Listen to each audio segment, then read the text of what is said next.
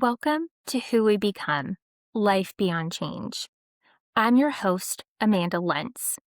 This is a space for honest conversations about identity, resilience, and what it really means to rebuild after life changes. Here, we share stories of loss and hope, of challenge and courage, and of becoming someone new, even when life doesn't go as planned and the future feels uncertain.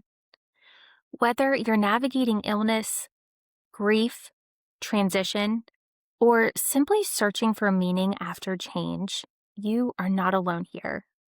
And I'm so glad you're here. Let's begin.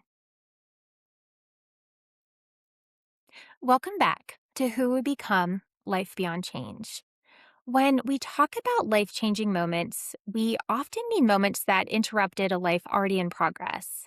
But what happens when that moment arrives when you're 9 years old? When you're still becoming for the first time? My guest today was in a car accident at 9 that took her father's life and left her with a permanent disability. She has been navigating the intersection of identity, loss, and belonging ever since. And what she's built from that intersection is remarkable.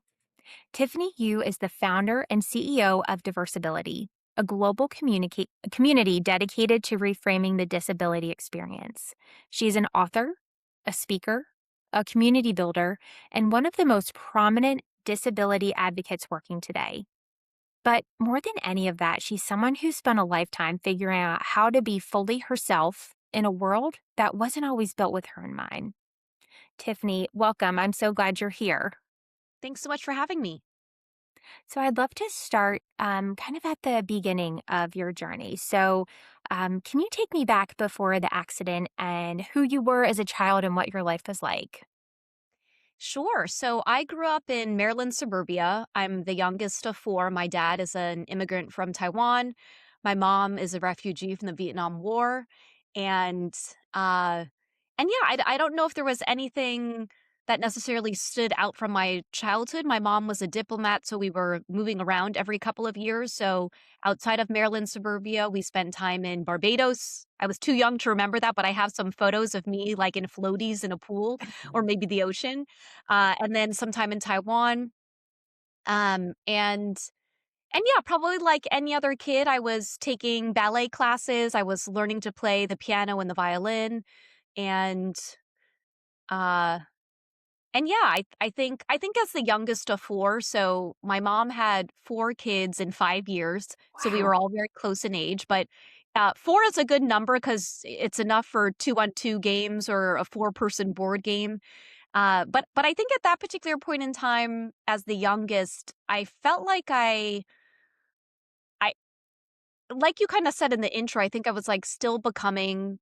I think I didn't really have much of an identity outside of being the youngest of this six-person family. And that, when you think about age order, that's an identity in itself. The youngest of the family, and I'm one of four as well, and so it was always fun growing up. And so then you had this life-changing experience, where you both lost your father and acquired a disability at the same time. And so that's two enormous losses and identity shifts that happened all at once. And as a child, you were carrying both. And so how did that shape you into who you are and who you became now as an adult? Mm. You know, you talk about these 2 losses, I actually see it as 3. So it's the loss of my dad, as many of us understand that type of grief. It is what I have called disability grief. Jane Mattingly calls it body grief, the grief that we experience for anyone who has a body. So not only can it be disability, it's as our bodies change as we move through the different chapters of our lives. But for me, that was very much shaped by disability. And then it's a third form of grief, which is the loss of childhood innocence. Mm. You know, I was a kid, and now I'm at an age where a lot of my friends have 9-year-old kids. And I have a hard time seeing myself in them, and seeing what 9-year-old Tiffany, who had this childlike sense of awe and wonder and curiosity about the world, just have it all transformed in a sudden moment. And I will say that I'm not quite sure I understood what was happening. 9 years old, you're old enough to know what's going on, but you're too young to know what's going on as well. Sure. Uh so how did those experiences shape you know what was interesting was it wasn't until I got to college that I started to really want to better understand this aspect of my story that I had hidden away for so long. I didn't really talk about my dad. I didn't share details of the car accident, and I wore long sleeves all the time, all year round, to essentially hide my arm, and essentially try to anchor myself to a non-disabled body or someone who hadn't experienced grief, right? But I think what I have learned is that if we don't allow ourselves to move through grief, or what some people will call like the stress response cycle, that can actually exacerbate our mental health. And so it wasn't until probably over 20 years after the car accident that I was diagnosed with PTSD, or post traumatic stress disorder. When if you look at it on paper, at 9 years old, I experienced a traumatic event, but I didn't have the language. And I don't think other people equipped me with the language of what had happened until I started doing more community work in college and beyond. And so, fascinatingly enough, I also did not identify as Asian or Taiwanese or Vietnamese, where my mom is from, until I got to college, because in Maryland suburbia, there were no mirrors. I didn't see a lot of other Asian families.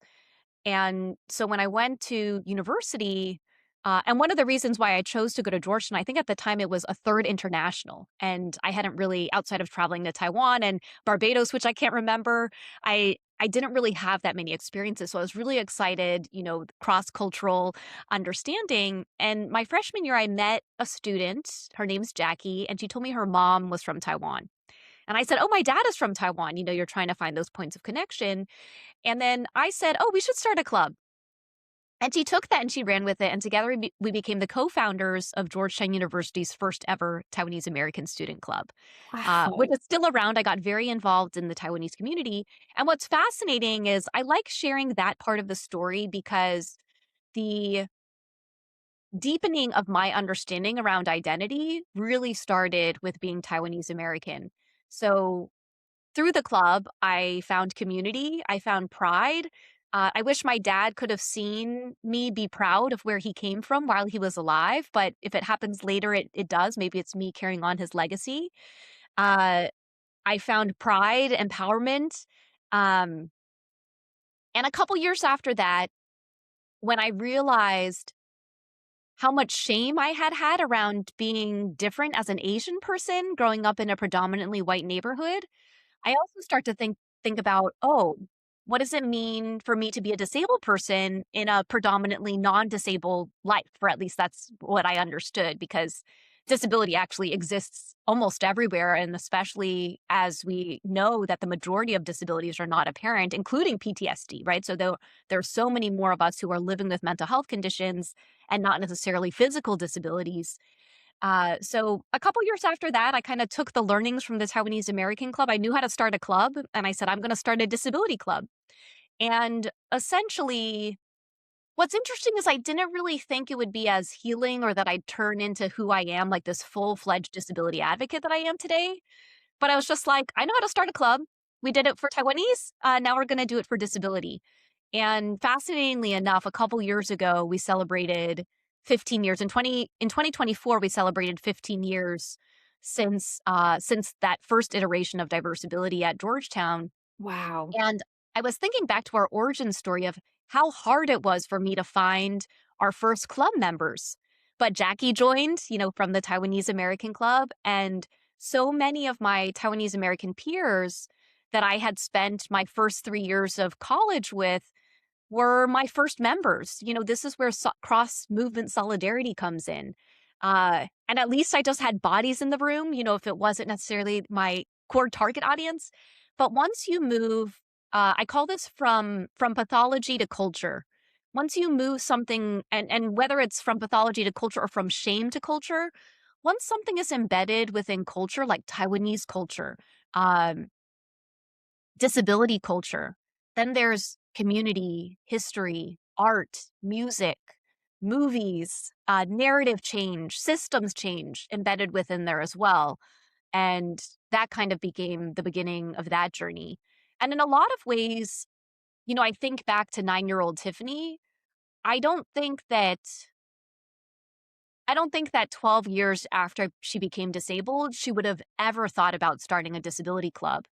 But I think the beginnings of the unraveling of different aspects of my identity that society had made me feel shame about, just because it was different. The food that I ate growing up was different. It was very culturally entrenched in being Taiwanese. Like, we love beef noodle soup.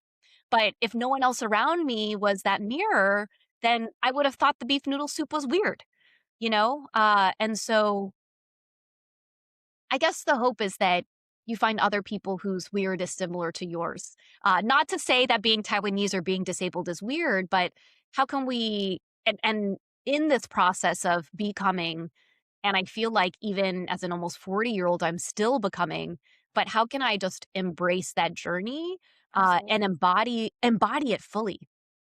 Absolutely. What a beautiful sentiment to have found, different iterations of your identity from your heritage and your culture to recognizing that, you have both physical and, unseen disabilities and to bring people together and bring the conversation together is so empowering. And so you had started a club at Georgetown, but what did it take? That's what did it take to build a global community from the ground up? And, what did it ask of you personally, having to be the forefront and really that energy and drive behind it? Mm.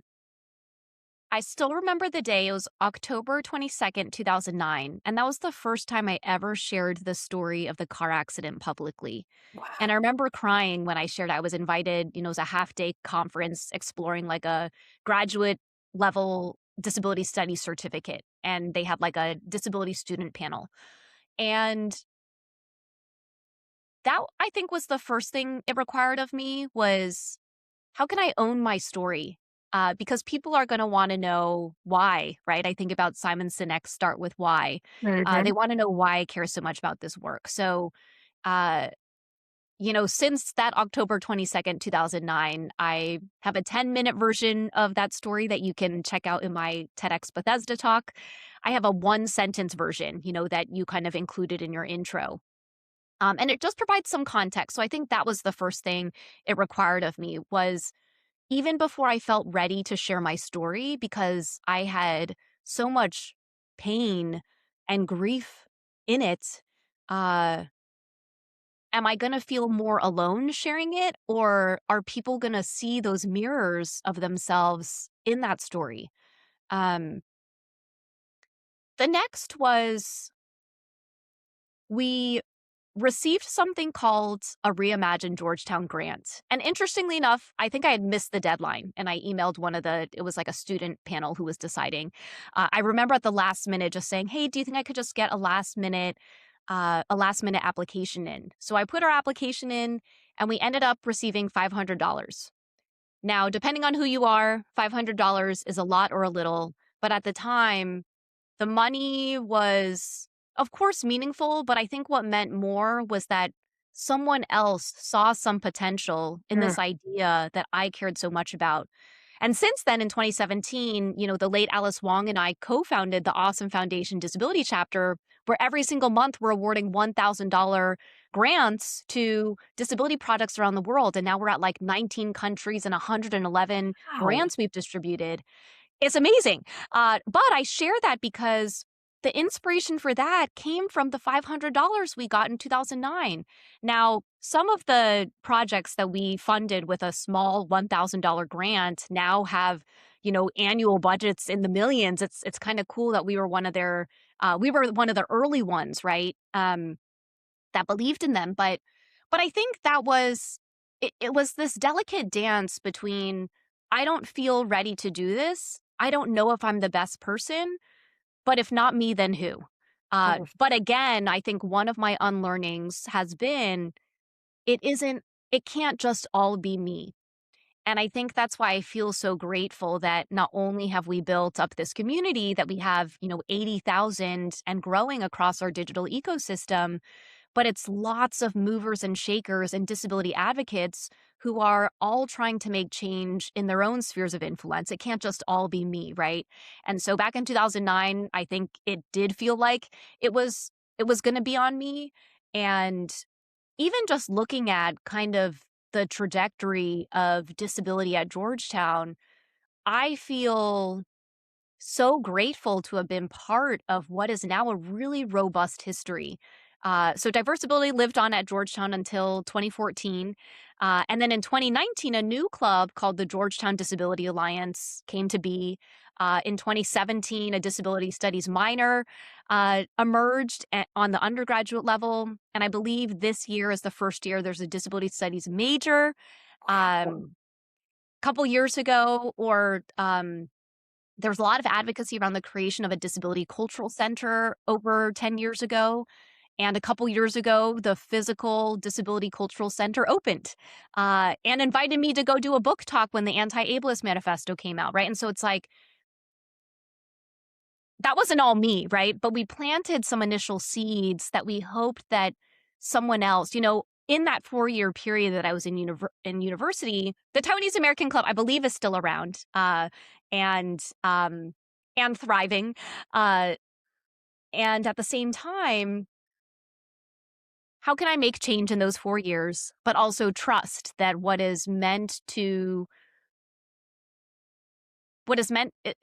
the seeds are planted, what is meant to grow will grow. Mm, Uh, love that. and for me not to like cling too much onto, I mean, I did feel sad that in 2014 there was no leadership handover of diversibility. And essentially, if you look at it from 2009 up until 2014, every single leader of the club was someone who had been part of it when I was there, right? And so I remember feeling like a little bit sad, but I also had to say, you know what? I have to trust that this had an impact at the university while it did, and then maybe it would take another 5 years for a new iteration of this club to be, and maybe it's under a different name, and that's okay, right? As long as people who need community are able to find it. I love that. And I want to go back to two quotes that you said, if not me, then who? And what's meant to be that's planted will grow. And I probably mispronounced that, but I love I love that you were spearheading this. And you're right, it takes a community, but it takes someone to be the initial voice and bring light and help spearhead that. And then not everything will stick, but look at the impact that you and the rest of your founding members have had globally. I just think that is so incredible. And so you carry a lot of titles and roles. You are an advocate, an author, a climber, a CEO, and um, but at the end of the day, who are you? When none of those are in the room, or are they all such an integral part of your identity? And how would you like to be remembered? Mm. I That's a good question. I think there are two questions in there. So who am I if we take all the titles away? I think I'm I think I'm someone who desires to be the embodiment of play, fun, and joy. I call it PFJ. Um, I'm someone who really prioritizes rest. I think that that is something we don't talk enough about in this space. Yep. All of those titles, or I call them hyphens that you share, I have a team that supports me. I had a conversation with Erin, who's our community director, earlier this year, that if I want to spend more time climbing, how does she feel about stepping up in responsibility? And for the last 2 weeks, I've been away at a climbing competition and nothing fell apart. And that's, I think, where the evolution of this advocacy is, where maybe in 2009 it was that if not me, then who? Uh, but now it's with me and then what? I don't know. I was trying to think of something profound, but it's just Yeah. like so much of my work is wanting to empower the next generation. I'm so grateful. I wrote a book, The Anti-Ableist Manifesto. It came out a year and a half ago, and it is still continuing to make the rounds in book clubs and be a catalyst and a spark for conversations because I want anyone to be able to pick up this book and be an advocate. It's not all on me anymore. And that's actually one of the proudest things I am of being a part of the disability community is that maybe in 2009, I did feel like the only one. But now I can probably name off at least one leader in every one disabled leader in every single industry, Oh, right? nice. Disabled people exist everywhere. We've always existed everywhere. Just how loud and proud we are is part of the elevation of the consciousness and um and the pride uh that and the community.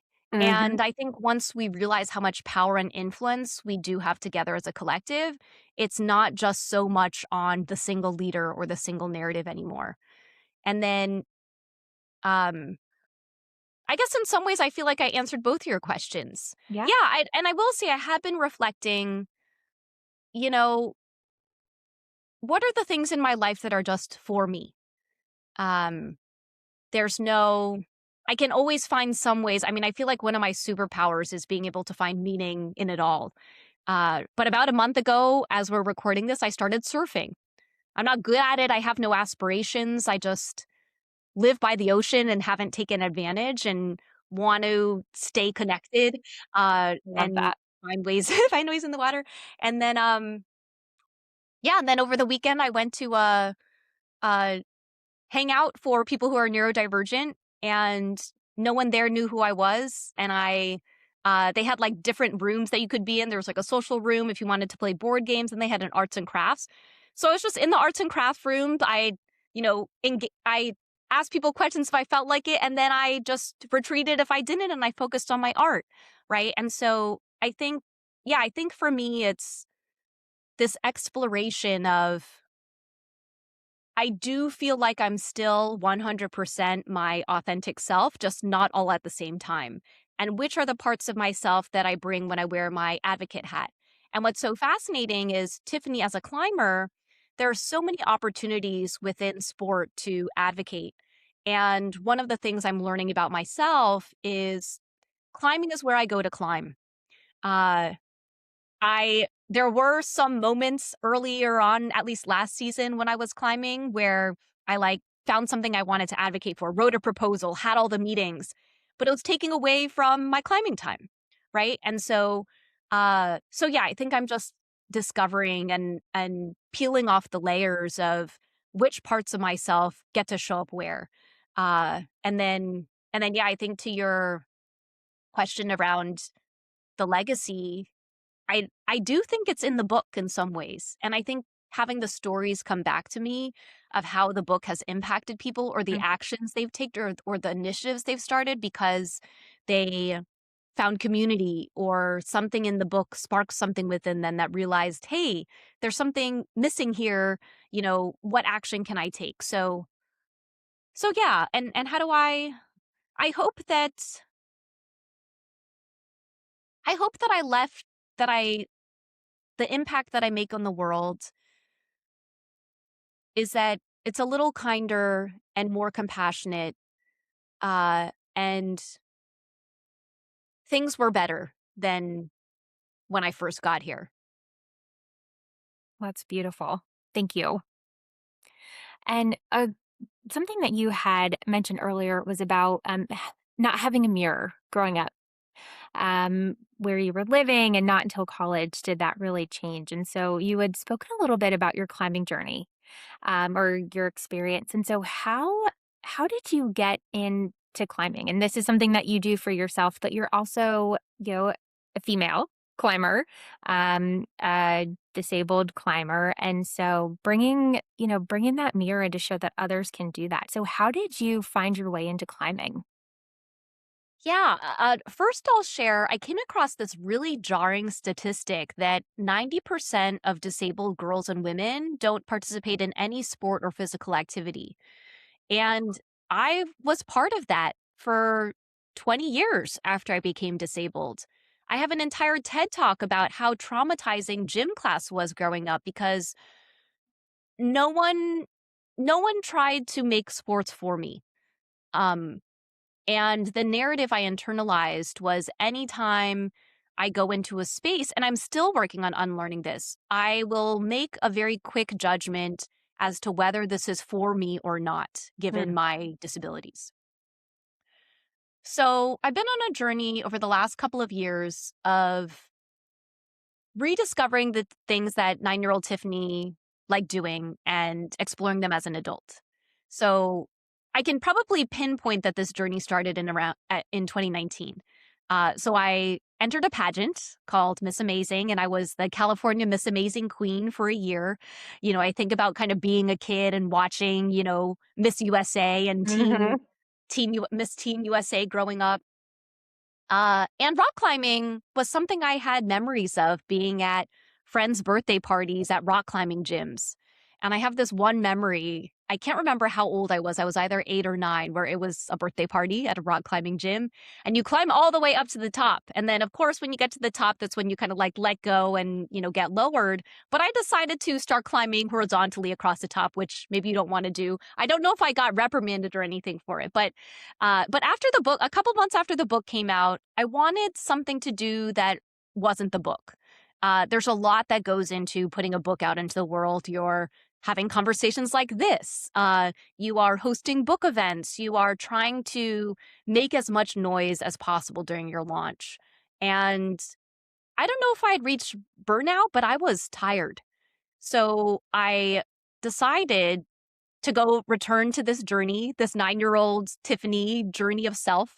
So I told a friend who was kind of manning like a portable rock climbing wall at one of my book signings. So it was like it was called the Disability Fall Festival.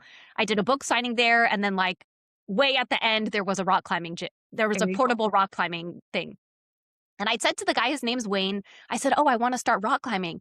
And then he went ahead and he sent me every single adaptive climbing clinic that was happening in Los Angeles.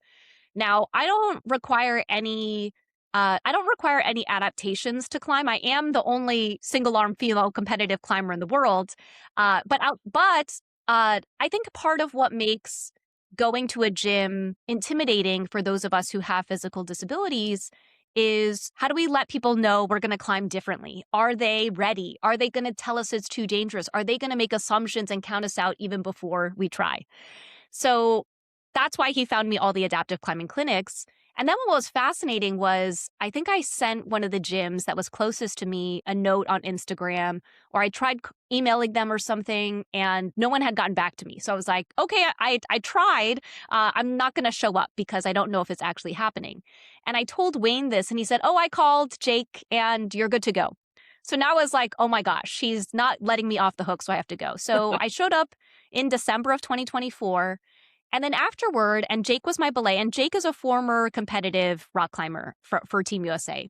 And afterward, he said, you could be competitive.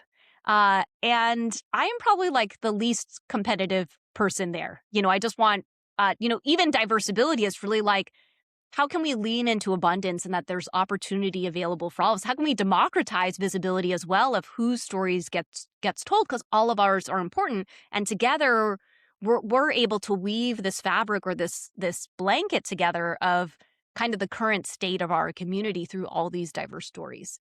So that was a very long-winded way to say a couple months after that, Wayne sent me the link for the USA National Championships for climbing. So I signed up. I didn't tell anyone. And this is where I think I kind of weave between, is there a certain point of time where something that is just for me becomes for us? And even my book is structured in a me, we, us framework. So it does always start with me and then, expands. So I showed up to the national championships. I didn't tell anyone I was going to be there. I had a friend, though, who is in rock climbing, and she texts me. She goes, Tiffany, are you competing at the national championships? I'm like, yeah, I didn't want anyone to know. And she's like, there are a lot of Tiffany U's, so I just wanted to double check. So I showed up and I got last, understandably. And it just so happened, though, that I got put onto something called the National Development Team, which essentially says if someone from the national team can't make a competition, we'll tap into the development team. And out of the 4 competitions that season, I got to go to 3. Um, Oh. Part of it is I work for myself, so taking time off is I have a little bit more flexibility there. Um, but that was amazing. Everything felt new. And to see how much progress I made on the wall. And I will say for people with my injury, so the name of my paralyzed arm is called a brachial plexus injury. If you do happen to have a little bit more functionality in your paralyzed arm, rock climbing is an amazing physical therapy or rehab. It really is a full body sport. And even with the severity of my own disability, of my own paralysis on my arm, I've seen my right arm get stronger. Uh, and and so there's kind of that embedded part to it where, yes, I'm on the team. Yes, I'm showing up to competitions, but selfishly, maybe we come back to the me is my arm is getting stronger. And so much of, I'm going to need lifelong physical therapy. And I think so much of how our current rehabilitation is set up is for acute cases Mhm. where, okay, we'll give you 8 sessions for this broken bone that's healing. What if you have a nerve injury that you're going to have for the rest of your life? What does PT and rehab look like then? And how can it be embedded into your daily life? And that's where I feel like climbing comes in for me. If there's a hold that's big enough, I'm able to put, part of my forearm in and hold myself up from my paralyzed arm, That's which I would have never even thought. Right. And now I'm almost 30 years out of having my disability, and 30 years later I'm still finding new and novel ways to explore it. So you got the full story. So the other exciting part is that paraclimbing is going to be introduced on the Paralympic level in LA 28. oh So my gosh. I don't know if I'm going to be there, but you could technically call me an LA 28 Paralympic hopeful. But it's also been exciting. What was fascinating about showing up at the national championships last year is I didn't tell anyone about it. But then while I was there, I saw my friend there who saw me on the list. And then I saw Wayne there. And then there were 2 other people who I had never met in person before, but were familiar with my work. So they were, paraclimbers. And everyone was like, Tiffany, we're so excited that you're here. So not only was the paraclimbing community super welcoming, but they were also like, with the platform you have, you can really help elevate the visibility of paraclimbing. And I think that's when it transitioned from a for me to for us. But I hope I don't lose the for me part of it. And I think that I will say in full transparency this season, I've been putting a lot of pressure on myself because this year I have a confirmed spot at every competition if I want to, right? And then, if I decide not to go, they'll go to the rest of the team members. But that puts a lot of pressure on to say, okay, am I committing to showing up? It's not just like, ooh, if I get off the wait list. And so how do I not lose the for me part of it or even the rehab part of it of like, oh my gosh, I'm getting stronger. Uh, and also the community is a big part of why I'm doing this. But now there's the added pressure of there's a lot more attention because of LA 28 coming. You've got a confirmed spot on the team, but you're also so technically because I'm the only single arm female competitive climber, I can't be in my own category. So I got merged into another category called RP1, which stands for range and power of people who maybe all of their limbs are affected in some way, but not in the way that they're single arm climbers. Oh That my was a lot, but I've been learning a lot about like sport classification.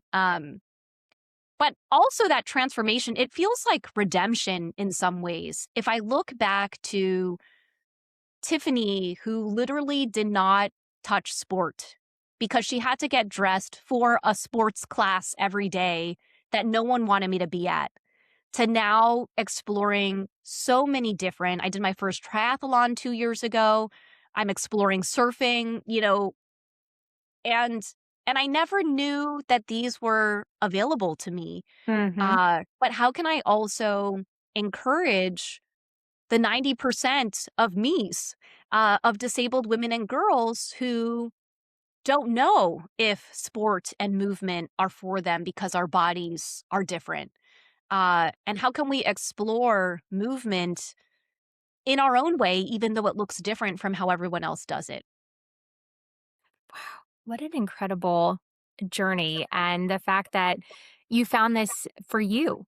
And now you are stepping into this new, or you're embracing a new identity as an athlete and as continuing to advocate um, for women and girls in sports. So I look forward to seeing you if that's in 28 and, wish you continued success with your climbing career and your journey. Thank you. So, Tiffany, as we close, for anyone listening who is interested in learning more about your work and how to be an advocate or an ally for someone that they may know or someone themselves may have experienced disability or looking for ways to advocate for themselves, how can they find out about the work that you're doing? Yeah, 3 things kinda come to mind. One is at Diversibility, we have, our free network is a Facebook community that is open to disabled and non-disabled allies. I call it like a virtual town square. Everyone's kinda coming and sharing what they're working on. That's actually where I discovered adaptive climbing, is someone came into our Diversibility community and was like, "Hey, this adaptive climbing event is happening, like, come show up." And if you're someone who, like, maybe you're like me and wouldn't have joined an adaptive sports community straight off the bat, but you want to better understand, like, what's the conversation going on right now? Like, what work are people doing, or what do people care about? What are the conversations? That's a great place to start. It's very loosely moderated, so certain points there will be a flurry of activity. Other times, maybe not so much. But if you are someone who is on Facebook, that's a great place to be.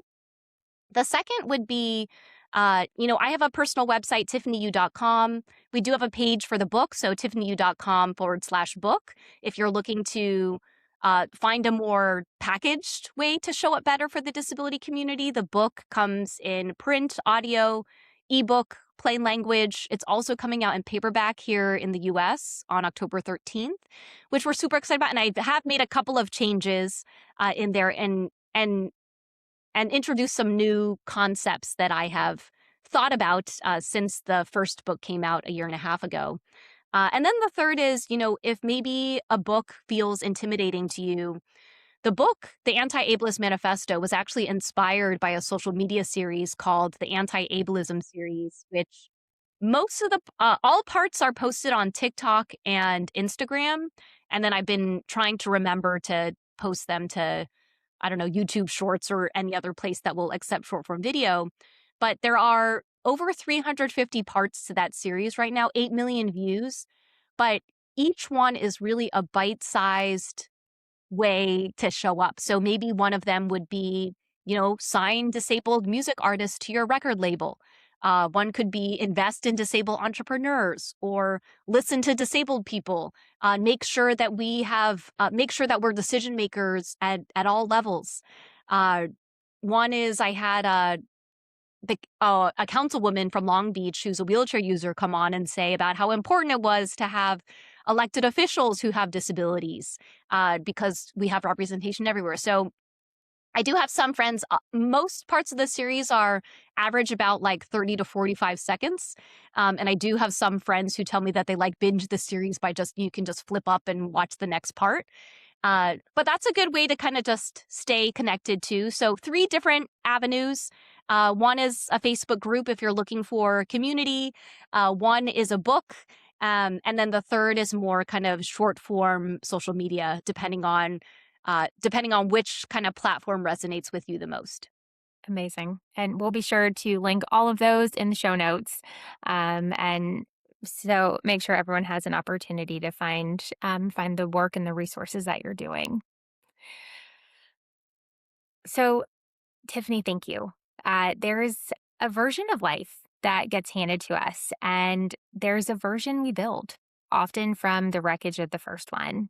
And so, Tiffany, what you've shown us today is that identity is not fixed at the moment of loss or change. It's something we keep choosing. We keep expanding and keep refusing to let be defined by anyone else's framework, including the frameworks that were supposed to include us. To be seen is not the same as to belong, and to survive is not the same to thrive. And to carry a label is not the same as being contained by it. So, Tiffany, thank you for the clarity of your vision, the depth of your purpose, and for being willing to let us into really the personal aspects of your journey. And what you're building in this world matters. And who you are beyond all of it matters just as much. And so, to everyone listening who's in the middle of figuring out who you are after something changed, you're not behind, you're becoming. And so, until next time, take care of yourself, take care of each other, and keep becoming who you're meant to be. Thank you for joining me today on Who We Become. I hope this conversation reminded you that growth isn't always easy, but it is always meaningful. If this episode resonated with you, please share it with someone who might need it. And if you haven't already, be sure to follow, rate, and review the show. It truly helps these stories reach those who may need a reminder they are not alone. Remember, what happened to you is part of your story, but it is not the end of it. You are not defined by what happened to you. You are shaped by how you rise. Until next time, take care of yourself and keep becoming who you're meant to be.